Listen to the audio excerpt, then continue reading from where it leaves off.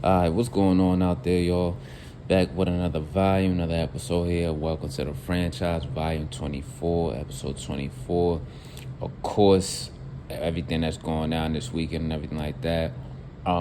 Shit, with this NBA trade shit going on. You got a little bit of the football, if you want to call it that, or the skill stuff with the Pro Bowl weekend and shit. But fuck all that. We know it's mainly about the NBA and basketball and the crazy shit that went on this past weekend with the big trades and everything. So I'm back with another video, another episode of that, of Welcome to the Franchise. And let's get straight into this shit. We got the Luka and Anthony Davis trade with the Lakers and the Mavs. And this shit, you know, when I seen it and everything, late night, early morning, because I woke up pretty early, that morning and everything for whatever reason. And then, you just, you do the same shit you do. You hop on like Twitter or something like that. You scrolling around a little bit for a second. And I was seeing these funny little memes and shit about Anthony Davis. So I'm like, hold on, what the fuck going on? And then I see that the trade happened. And then I thought it was just, okay, he just got traded somewhere else for some players. But then when I started digging some more, I actually seen it was for fucking Luka. And I'm just like, what in the actual fuck? Like, this shit crazy. I know everyone was thinking the same thing, right? Probably the biggest trade that we've seen in a long time, as like to recent memory. The biggest and craziest trade with two All-NBA players, two players that, Anthony Davis was part of a championship team. Granted, it was the bubble a few years ago. And then Luka just went to the championship or, led his team to the championship last year, even though they lost to the Celtics. But Luka's been, he's been a top tier player in the league since he stepped into the league. And it's crazy as hell. I thought that, I'm not going to lie, I ain't going to hold you. I thought that I would see a player like Luka at least get a ring or two in Dallas and retire at Dallas Maverick. I'm sure everyone else did as well. They did say that he thought that himself. And then AD, to me, is just like, kind of just like whatever. It seemed like with him, he has good games and his good seasons and stuff. But, he's always hurt. He's in and out. But when it comes to the playoffs, he'll start putting up his numbers and doing his work if he doesn't get hurt. So he's still a top player in the league also. But this shit is crazy as hell, man. And hearing all the details, how everyone's talking about it, they were all about, the Dallas Mavericks being concerned about his weight issues and, is he committed and dedicated to conditioning, to the all-season, all that shit. To be honest with you, I don't give a fuck about any of that shit for real because this dude is 6'7", 6'8", or whatever, 270 pounds, 250 pounds or some shit like that. He doesn't look all cut up and mad athletic like everybody else, but he be cooking niggas every night when he is healthy. When he is healthy and he's playing them games where he want to compete and mean something, he gonna show up and he cooking niggas every fucking time. So I don't really give a fuck about that shit. Also, on the other side of it, you want to bring up weight. Come on now. We know what type of human beings they are, that they're professional athletes, they're basketball players. Basketball players are huge. If you're going to be tall, you're going to weigh a lot. Not saying that it never happened, but it's rare that, you find niggas that be like 6'8", and they only 180 or 200 on the dot, and they mad lean and all that shit all the time. Even if they do look like that, say they like 6'9", they're going to be like 200 pounds. Like, tall people are big. So that shit don't really mean nothing to me. As far as the conditioning and all that shit, like, I think you got to also understand, who you got when you got him. He's not going to be all into that. You're not going to see him doing all that crazy shit like that. But when he plays, he's productive. He's, he gets assists. He definitely could cook niggas from three-point line, go in the lane, mid-range. He could do what he want, really. And he gets his teammates involved and everything, too. He really is, he starts the motion for that whole team there and everything. That's how they've been able to be in the playoffs for years and years, and then eventually got to the conference finals and went to the finals last year. So that shit don't really mean nothing to me. But that's saying that the main reason they pulled the trigger on this shit is, I guess, since he's been hurt, because we haven't seen Luka for a minute this year. I guess, they seeing some shit that obviously us as the fans and everything, we ain't seeing that shit. So it must be pretty bad. That nigga might, what I'm saying, he might be looking a little bit huskier and chubbier than usual. I still don't put it past him with his skills and everything like that, that when that calf or whatever injury he's dealing with, his foot or anything like that, I still don't put it past. I don't give a fuck if he look a little bit huskier and shit. He's still gonna fucking cook. Mind you talking about a nigga that's only 25 years old.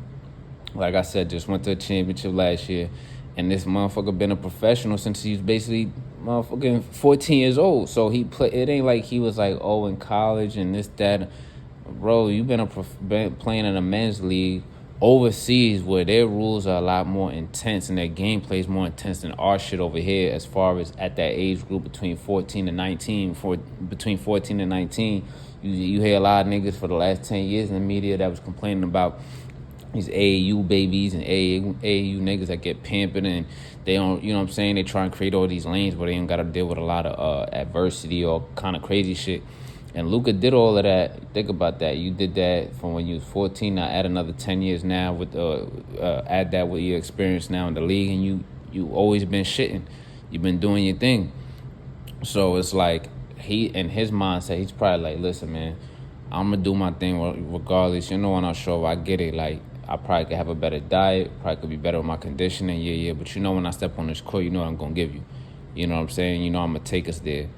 Other than that, I could see some of the things like last year, what I saw through the playoffs and saw in the finals series, a little bit petulant, a little bit, you know what I'm saying, a bad attitude on the court, bad body language, always crying to the refs, cursing at his coaching staff or the bench and everything to take his side when he fucks up on a play that he probably shouldn't make. And I think that's just a part of being young and everything like that also, but I could see that as being bothersome and being frustrating to deal with when you're a team trying to win a franchise and shit.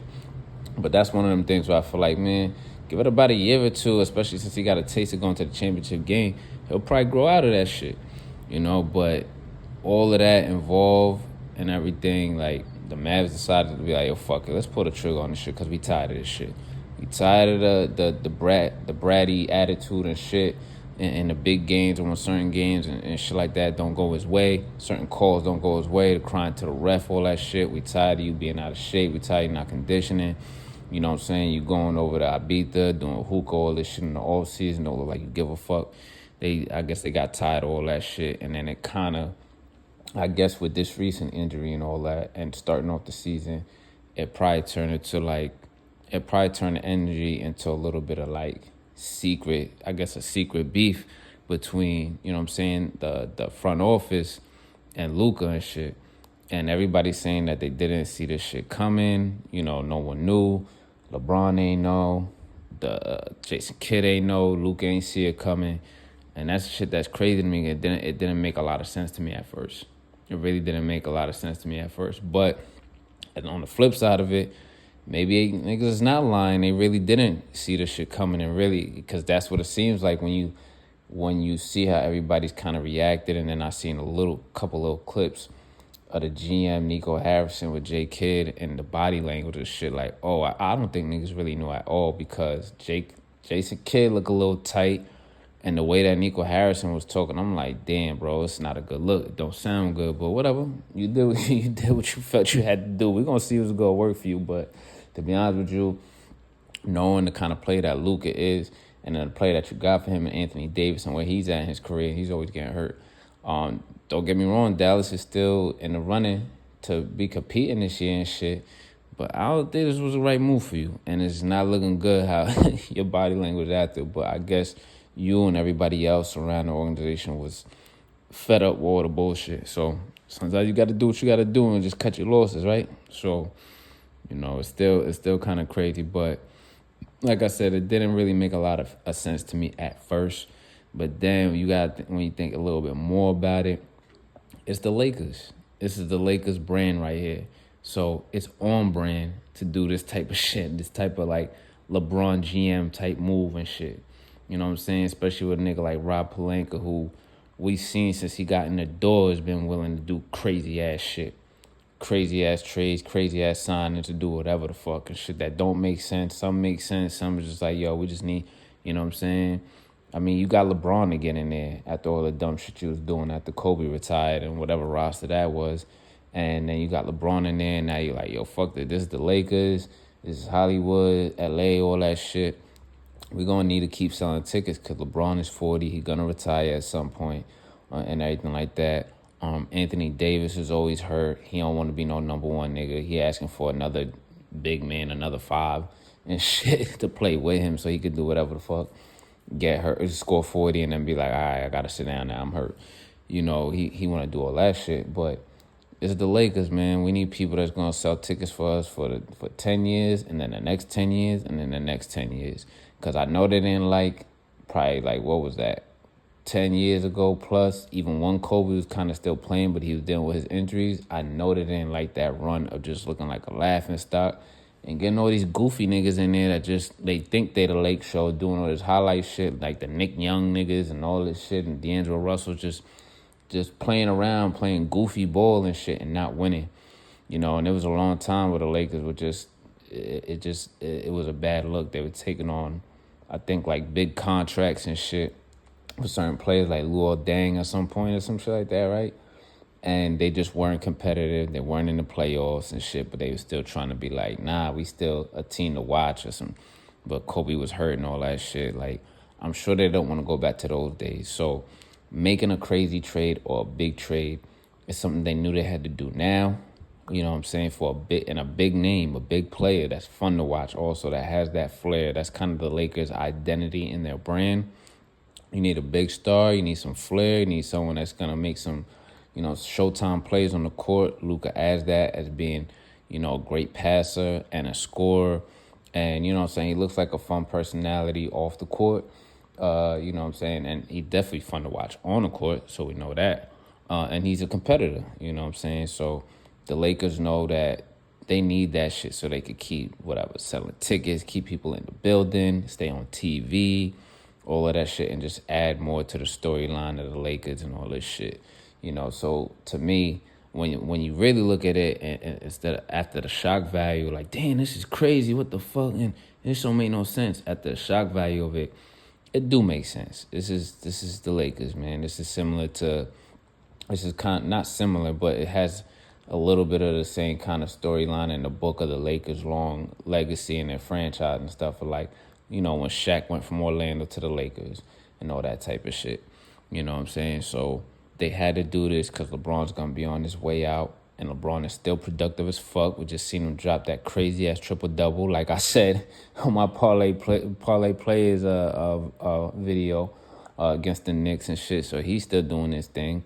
But, he eventually he will be on his way out. And you want someone else in there, too, because you ain't going to get it through the draft. They're not going to get no lotto pick or nothing like that. And then the last lotto pick that we remember them really having, you know what I'm saying, that had a lot of big hype around them was Lonzo. And, that didn't work out there for him, you know what I'm saying? Or they didn't really see him as being the big star, the big draw that, that they thought it was going to be with the hype and him being from that area and shit. So now you bring in Luka. Now the next few years, you know what I'm saying? You got your guy in there. It's going to be like, hey, people probably want to play with Luka. I have no doubt people want to play with Luka because of his passing skills. He scores and everything like that, and you're always going to be in the run-ins to be in the playoffs and competing for a championship instead of just hanging around on a roster not doing shit. So that's also another thing, too. That's a good thing for the Lakers known brand. Another motherfucker I got to bring up in this shit besides, Nico Harrison and Pelinka and shit, Rich Paul, man, he a fucking don. I don't know how he pulling off these trades and shit. He pulling off all these crazy trades and shit, but, shout out to him for actually having this shit go through, even though it's crazy as fuck. You know what I'm saying? Like, but one thing about Rich Paul, you see with his moves, he always going to try and take care of his players and get what they want and pull that shit off. But he for damn sure always going to make sure that LeBron get what he want and LeBron keep posturing his position to be the GOAT, like better than Jordan, all that type of shit, and that narrative when it's all said and done. Because right now, this move right here also positions the Lakers to go back to the finals. Like I said previously, even before this trade, I think the Lakers are going to the finals against the Celtics, and they probably will win it. Now, with this trade, I think it's for sure. Because Luka, after this, he going to be motivated. He going to be like, nah, fuck that. Y'all niggas really, word? He going to be motivated. He going to be motivated as fuck to get back in crazy shape, right? And start killing niggas and get ready for the playoffs. And he's like, nah, I'm going back. Fuck that, I'm going back. Because you got LeBron also with you. And you know they're going to make another trade or they're going to make another move. They have to for a big man or someone else. They also got Kleber and Morris who can produce on this Lakers roster, I believe. You know what I'm saying? They're vets also. They do carve out a role for them, but they're going to get another big man or something like that. And they're going to be rolling in motion all throughout the rest of the season. And in the playoffs, they have the experience and the veteran leadership to probably beat every single team in the fucking West. Because the West, they have a lot of good teams, but most of those guys are coming from a young core. And they haven't really, some of those teams are still making their bones, and some of them haven't even made their bones yet when it comes to that playoff type of experience and that playoff basketball, that level of competition that comes with it with being in the playoffs. So I can see the Lakers getting right back in the championship. Rich Paul did his thing for his man, LeBron, so they could have a chance before he out of there to get one more ring. And then when he's done, they have all these conversations, all this crazy shit. Or if he stays for 2 more years and gets 6, then niggas really going to start going crazy with that. You know what I'm saying? So crazy shit, man. Rich Paul pulled that shit off. Now, I just want to say real quick what I think it's going to look like on the court for both teams, and we'll flip it to, Dallas' side with the Mavericks. So now you got Kyrie, AD, you got Klay Thompson still there, but you didn't have to give up any of the other guys that's been producing crazy right now, like PJ Washington, Daniel Gafford, of course, Lively is hurt. You still got Quentin Grimes off the bench and Hardy. They're still gonna be really competitive also. It's going to be interesting to see the dynamic in the game between Kyrie and AD. If they could get in that pick and roll bag, pick and pop type of shit, because Kyrie is, he's going crazy this year also. He's putting up numbers. He knows that he has to, especially with Luka being out with the injuries most of the year here. PJ Washington's been putting up his numbers, filling in as a starter and everything, also with some injuries too. So he knows he need to get his numbers up. But now you got AD as well when he comes back healthy and shit, playing with Kyrie. And then you still have a good kick-out man and Klay Thompson. And then the other guys then, and, when Lively gets back healthy, which will probably be right around for the playoffs, they're definitely going to be competitive. It's going to be fun to see. And I'll say this right now, for the most part, it's mainly going to be Kyrie's show. You know what I'm saying? Kyrie could go out and get even crazier now than he already been, but he has to stay consistent with it. And also he has to make sure he stays healthy, as he's another player on that roster that is known to be dealing with some injuries at times. So on the court, I think this still makes Dallas, keeps Dallas where they're at and makes them better, and everything. That's if everyone stays healthy and Kyrie keeps going crazy. Guys like PJ Washington keep putting their numbers up and keep going crazy. You know what I'm saying? And then once you get AD in the fold, and if Klay Thompson ever want to start being consistent and hitting his shots and scoring more consistently, you know what I'm saying? You could probably see some crazy shit where they might be in the conference finals against the Lakers or in the second round against them, however the seeds shake out or some shit like that, and be really competitive.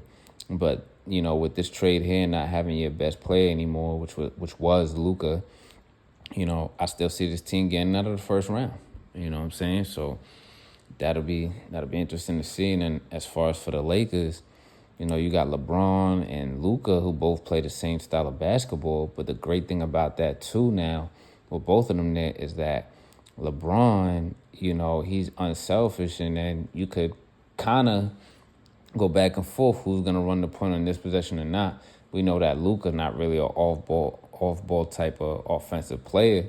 Who knows if he might be influenced or turned into that at some point during this run here this season with LeBron, because he could pass the ball really well also. But even what I would do is I would still keep the ball in Luka's hands a lot, because LeBron, I get he 40 years old, but he still showed he could move, he could cut. He had a few plays in that Knicks game where he was off the ball, making cuts, trying to get open, and everything like that. Yo, have him do his thing at like playing like a 2 guard or one of the 2 guard, 3 guard with the wing and everything. He'll make his cuts, backdoor cuts, come off a cut, catch and shoot. With Luka, and Luka's also gonna get everybody else involved when they start keying in on LeBron. With his passing game, and he could score also. So you got a triple, quadruple threat all around the fucking offense, because he still got guys that could peel out in the corner and hit a three like Dorian Finney-Smith. You know what I'm saying? He still got him on the team. He still got Austin Reeves, who also could run the point, but now he could be a little bit pushed out with a kick-out three or kick him out for a three. He pump fakes, puts the ball in the wood. That way you get a defender jumping. You put the pressure on the lane. He scores 2 points to get a foul or dish it out. Like, you got so many options there. So it looks good for them on the court as well. Because I see a dude like LeBron, he's unselfish. It doesn't always have to be all about him, especially at this point in his career. And the shit that's even crazy, it might up his scoring game even more than it already is up, which is dangerous for everybody else in the league still. You know what I'm saying? Because he always been dangerous the whole time.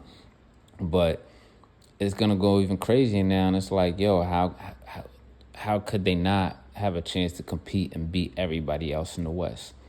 You know what I'm saying? With LeBron playing point forward and off guard, so off the ball, cutting and everything, like being the second option when Luka is the point. You know what I'm saying? Or if you have a certain session, if they shift their mindset and philosophy and the scheme and the offense at a certain point in the game, let's say in the fourth quarter, start lining up Luka to go in the post. All that, he out of shape, he fat, shit that up. But Luka got a little bit of a post game too. Head fake, all this, head fake and a pass, head fake, go to the lane, and one, head fake, go to the lane. You think he going to score, pass for the cut, dunk. You know what I mean? So that shit's going to be fun to watch and interesting to watch to see how that turns out on the court also and how they mesh and everything. So it looks good on the court for both teams. Both teams definitely, I could see being the run-ins of being really competitive into the second round, possibly to the conference finals, but we'll see how that shakes out. But they're definitely going to be competitive in the playoffs and through the rest of the season for sure. And it's going to be fun to see. Now, let me get to the next big trade that, was talked about as a rumor last week, but it actually went through here. They pulled the trigger on this shit. So De'Aaron Fox going to the Spurs to play with Wemby, and then you got Levine, who's going to the Kings now. Who's going to the Kings now. So now they add another scorer, another vet there who could put up some points, like a swingman type role. I don't know if they're bringing him off the bench now or they're going to start him at point, because he does have some of those skills where he can, play a little bit of point guard. So we'll see that. But De'Aaron Fox got his wish. He going to the Spurs. I know I put out some other little trade scenarios and shit that, yeah, we knew most likely weren't going to happen. But just a little thought, if it didn't happen, if, this was the year GMs decided to be like, nah, we going to chill. We was scared. They didn't want to pull the trigger. But I like to see this shit, man, because I like to see motherfuckers not being scared to pull the trigger or just resting on their laurels and being like, yo, we'll just wait till next year. So De'Aaron Fox going to the Spurs. This shit could be, real good too. They might fuck around and play themselves. Actually, I don't know their records. Let me not talk too crazy. I was going to say something like, they might fuck around and play themselves into the play. But nah, I think at this point now, it's just going to be a nice trial run for the rest of the season to see how they all build and gel and mesh together. You still got Chris Paul there who playing the point, helping with Wemby's progression and maturation process in his game. And now you got Fox, who's like a combo guard. He could play the point. He plays the point also, but he's a scorer, man. So maybe you fuck around and keep Chris Paul in the star lineup as the point guard unless he wants a buyout, or he might fuck around and get traded to the Lakers. You know what I'm saying? Because we know this trade deadline shit is far from over. It's going to be some... I just got a feeling you're going to see some wild, crazy shit coming next. Because not just because some people need a fresh new start, or people just want to make trades and make their team better to compete, but also because, NBA probably needs those eyes right now, needs that engagement from those fans. Like, yo, we want to see some crazy shit, especially with the week leading into the Super Bowls, the last football game of the year. So now it's time to capitalize on when that's over. Everybody's going to have eyes on seeing, yo, damn, what these teams and what these players going to do now with new players and transactions and shit like that. But back to the Spurs here, I think, if Chris Paul don't get a buyout, get traded to the Lakers or traded to someone else or some shit like that, you got him in the starting lineup. You run Fox at the 2 so he could get his numbers and still play off of Wemby in a pick-and-roll game or throw some alleys and shit like that. You got Wemby going crazy. But the shit that's even wilder about this trade is that the Spurs didn't really have to give up any of their young core at all. They still got Sochan. They still got Castle. They still got KJ. They still got Vassell. And I said it. These other niggas right now that was in the league before Wemby have been doing their thing. You know, the Ant-Mans and, you know what I'm saying, the SGAs and, the Ja Morants and shit. Y'all niggas better find a way to get y'all rings right now because the Spurs are this kind of trade and this kind of roster where they're still able to keep their core, their young core. Niggas off the bench that's still nice, can get buckets and shit like that. Or young niggas that's on the team that's getting nicer and within the next couple years. Y'all better try and get your rings now because this Spurs team is going to be a fucking dynasty, especially now that they got Fox, who's a young vet in his prime, starting to hit the 3-ball, can play the point also, but can score and go crazy. And the thing is, he wanted this trade. I see a dude like him, like I was saying before, he's really competitive. He's got that mindset. He wants to win. He wants to compete. He said, nah, I want to be a part of this because he probably had a little bit of, him and his camp probably had a little bit of the foresight that, we going to be the next ones. We're going to be the next ones. It's, you know what I'm saying? It's probably going to be us battling with L.A. Either or to get to the championship for the next years to come. You know what I'm saying? And we have a chance with Wemby, who's fucking out of this world and shit. Could do everything. It's crazy. We have a chance to really be a fucking dynasty and at least rattle off the 3 to 5 chips, 2 at the least, in the next 10-year span. And a nigga like Fox is like, fuck that. I want to be a part of that. I don't play this shit just to be fucking around and just getting a bag. I'm trying to win. You can see that in his play. You can see that in his energy and in his mindset, his attitude. But they were able to keep this young core, so they keep it together as long as they can, till they could get into the championship, or they keep it together still while they still get their numbers up and they probably trade it for some other pieces that could really help them hammer the championships home and shit. Probably get some vets or something like that out there. But that shit is crazy to me, man. Like, they made this trade and they were able to keep the young core. Castle, KJ, Vassell, Sochan, like, so that shit is crazy as hell, man. And it's a good look for them for the future right there. Really, really good look for them. What it looks like on the floor, I already kind of spoke about that for the Spurs. Put Fox at the 2.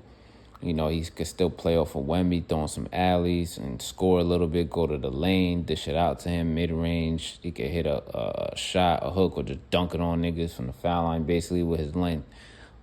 Pick and roll still with CP3. If niggas want to drop on Wemby's to stop the alley-oop, which would be mad hard to do, and CP3 can still hit his mid-range or dish it out to Fox on a cut so he can hit his 3-ball, hit his mid-range, and then you still got the bench. Them niggas want to score. KJ want to score and shit. Vassell want to hit his threes. So it looks really good on the court for them. As far as for the Kings, on the flip side, you got another scorer with DeRozan and Levine. They play together with the Bulls. And I thought they played well with each other the games that they did when Levine wasn't hurt. You know what I'm saying? And now they're in an offense where they don't really have a true real point guard and shit. But for right now, for the little moment, I don't think that's really gonna hurt them because you could stick Monk into that role if you want to switch him to the starting lineup. But I think he'll still be good off the bench. Or you could still have DeRozan or Levine in that role if they're starting, playing, taking turns playing point, running the pick and roll with Sabonis, you know what I'm saying, and then still kicking it out to a 3 with Keegan Murray. That's gonna be a little bit intriguing to see. I'm not really as sure as how it would look with those players, but I still think it'll be fun to see, interesting to see. You got scores everywhere. Keegan Murray can hit the three, can hit a couple three balls. DeMontis, he's gonna score and do his numbers. He's good on the pick and roll, pick and pop, and everything. He's good at passing the ball also. Or maybe you could run a certain points of the game. You could run the offense through him also, because he could spread the ball around. He could pass. Then you got wing play who could score with DeRozan and Levine. And Levine's athletic. He could get his own shot. He could get to the lane. He could hit some threes. He could hit some mid-range. DeRozan, not so much from three, but he could hit his mid-range and shit.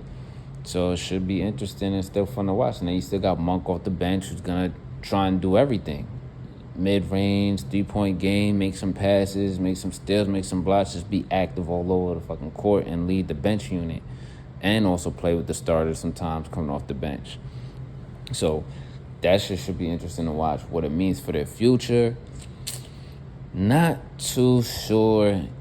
Not too sure of that yet for the Kings. But the Kings are a team that I like to see play. I just feel like they're entertaining because they put up a lot of points. They score. They don't always win a lot of games. And I'm not saying it's always a blowout. Sometimes they lose by like 3 or 5 points, couple possession games and shit like that. But the good thing for right now in this moment, you got a bunch of vets that are still in a good age range, or a bunch of vets that have been in the league for a while, and they know how to put up numbers and produce. You know what I'm saying? They know how to get their numbers. They can score. And they're fun to watch. And they might fuck around and be a team that could play themselves into at least a play-in. With a move like this. Even if they weren't in a position where they didn't have to make a move like this for Fox, they could have done that with a new voice in there since they fired Mike Brown. We're gonna see. It's gonna be interesting to see, man. It's definitely gonna be interesting to see, but it's been crazy so far. I anticipate shit to get even fucking crazier. Now, out of that trade, it was 3 teams, so the other end of it was Chicago, right? Chicago Bulls. Like, what the fuck are y'all niggas doing? Like, it seems like for the 5 years now, it's like, what the fuck are y'all niggas trying to do? Like, what are we really doing here? Like, who the fuck knows at this point? Who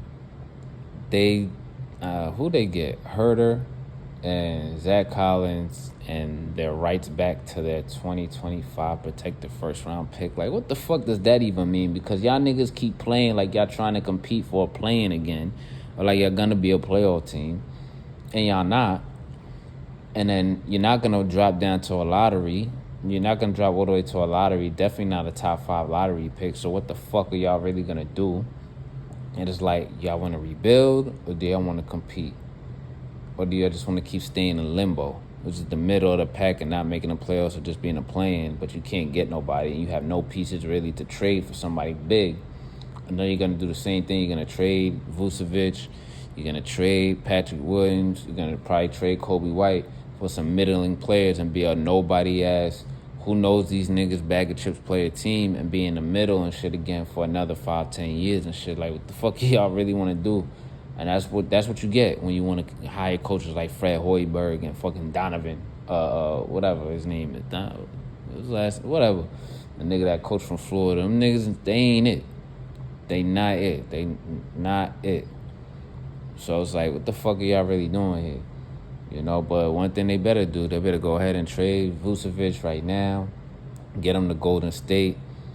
Just take something else. Don't take these players that niggas don't really need. They ain't gonna do shit. When the Bulls get him, they just gonna do a buyout so he can get out of there and get to an actual team that's competing and shit. Cause that's what's gonna happen. They're gonna trade for like GP2 or Wiggins. And they're going to be like, fuck that. I ain't staying in Chicago. I'm buy out, or I'm act like I'm hurt and be out the rest of the season type shit. You know what I'm saying? Like, what are y'all really going to do? You might as well just lose the fuck out. Trade everybody and lose the fuck out. But I don't know. That's just me saying it from their perspective. They were the third team in this trade, and it's like, what the fuck did y'all, what do y'all get out of this? I don't know. But, yeah, that's that. Like I said, I anticipate some more trades to come for sure. It's fun to see this shit. I love trades in the NBA. Ever since a kid, first watching, basketball and everything, like, I love to see trades. I like to see trades for players that are of equal skill, equal value and shit, like two all-star players for each other, just swap teams and shit. I love seeing shit like that. I like seeing in the more recent years, like little trades that we don't even pay attention to, like, you know what I'm saying? You've seen a couple of those trades, like Dorian Finney-Smith going to the Lakers, but that's going to help them out because he's a good 3-and-D player. I want to see some more trades like that going on also, not just the big stars or the niggas that want out and shit. Like, I could see the Lakers trying to make a play for, someone like Claxton from the Nets. They need a big man. Any of the Nets players that are of value, they're definitely going to be getting traded. The Cam Johnsons of the world and shit. Star players that you probably you're most likely gonna see traded this week, because it's looking like it's about to get crazy for real now. Zion, get him up out of there, get him somewhere, because we want to watch him, we want to see him play. Jimmy Butler, let's see what the fuck happens with that. With what's going on now, it look like they're gonna find a way to force his ass to fucking Phoenix. You know what I'm saying, to make that trade happen. If not, shit, you might as well still do the Dallas shit. I think he'll fit in. I think he'll fit right in with AD and Kyrie there. But who knows what the fuck that will even take. And like I said, Zion, a bunch of other players that could probably be on the move, like star players to, like, just good, good starters out there and shit, or good bench players out there. But I know I have a feeling the Lakers are not done with making no trades. They're gonna try and get a big man. Other teams also. Let's see if the Knicks do some shit, but they probably won't. If they do, it'll probably be some big man or some player you never heard of or some shit. And let's see what everybody else do. Shit, I think another team that should probably make one little move, or maybe a big move, I don't know. Maybe Minnesota should do something. Maybe the Clippers, just one little couple minor moves here and there, some shit. But like I said, there's going to be more to come, I think. It's going to be fun to watch. We all love this shit. Love seeing NBA trades and transactions. Even though if your team is the Lakers or the Mavs, you're probably sick as fuck right now. Lakers maybe sick as fuck for a little second and confused. But like, nah, fuck that. This shit's about to be lit. Mavs, you're probably like, damn, this should probably be all right to be competitive right now, but still, what the fuck? What is our future now? What the fuck is our future now? Because with a nigga like Kyrie, who any other day was like, all right, fuck it, I ain't know if this no more, and be like, I want out. And then AD also, he's just getting hurt, and he could do the same thing too. So you're really going to have to pour into that young core you got right now that you've developed so far, and Gafford, Lively, PJ Washington, who got traded over there young in his career, but he's being developed, and some of the other guys that you got there. You're going to have to really pour into that and then see what else you could fucking do in the near future or in the future down the line, because, that shit, your future looking nasty, but right now, for the moment, you better fucking compete and see if you could pull it off to get out of the West. But I don't know, it's tough. Them young guns is tough. The Lakers even tougher now. The Nuggets is still tough, and they still a vet team. So it's going to be crazy. It's going to be crazy to see the rest of this week. For right now, it's going to wrap up this volume 24 for me. Welcome to the franchise. Episode 24, welcome to the franchise. Y'all out there, have fun, staying tapped in with this trade deadline shit and everything else going on in sports. Y'all be easy.